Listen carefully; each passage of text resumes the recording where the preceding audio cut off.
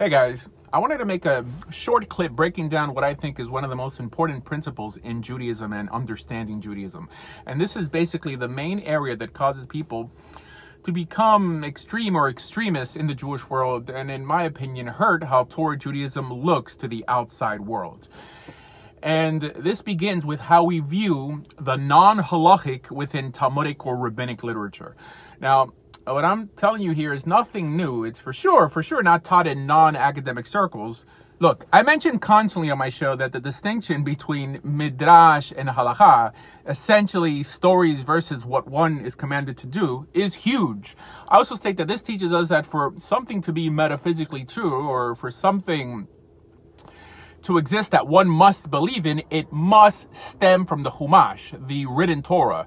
Now, halakha comes from the court, known as the Beit Din HaGadol, Chazal, the Anshe Knesset HaGedolah, the Sanhedrin. It went by many names, but the main thing that all these rabbis had in common was smicha, ordination going back to Moses. So, the Torah, the 5 books of Moses, lays down mitzvot and general hashkafa, including anything considered nigle or nister, i.e. the practical and the metaphysical. While Chazal, which again is the same Torah Shabbat Peh, oral law, rabbinic law, halakha, these only have authority in what you do, not what you believe, or any authority within anything metaphysical, mainly because their authority was implemented by vote. Now, people don't vote metaphysical ideas into existence, not to mention that the Torah states that their authority is only limited to a court setting.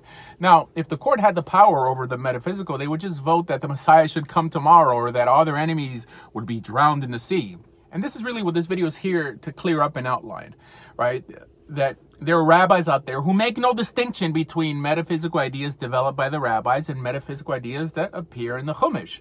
And this is really the sole distinction between a rational Jew and a Kabbalistic Jew nowadays, to the point that mystical rabbis, in order to justify the spiritual validity of these later developed mystical ideas, try to also consider it oral law, and thus claim that these statements are also authoritative, while most of these midrashim virtually always contradict each other.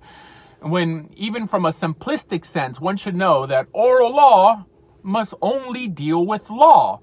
And many have even taken the challenge to try to justify every one of these agadic statements as factual, as if they were defending the honor of statements found in the written law itself. Because again, they make no distinction, while Chazal always did.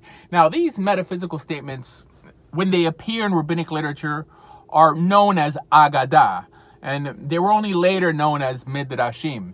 And the rule generally is that any statement in rabbinic or Talmudic literature that is not of a legal nature is considered agadah. And the second rule being that one is not required to believe in any or all these midrashim, and for sure not literally. But I have some questions for you to ask your rabbis to help them see the light, or possibly to flush them out as well. Ask your rabbi, first, does every Jew have to believe in every medrash? And he will definitely say absolutely not. And then ask, are there midrashim that you don't believe in?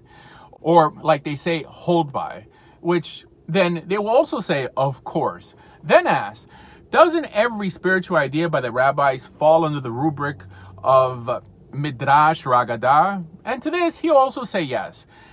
So then ask, how does someone know which midrashim to take seriously and which not? And this is really where you will find out what your rabbi is worth. Now, the typical response they will give is that we have a select handful of rabbis who have what's called das Torah, i.e. a form of Ruach HaKodesh, and they decide for us which way to go in terms of the metaphysical. And it behooves you to find a rabbi who has access to this das Torah via a gadol.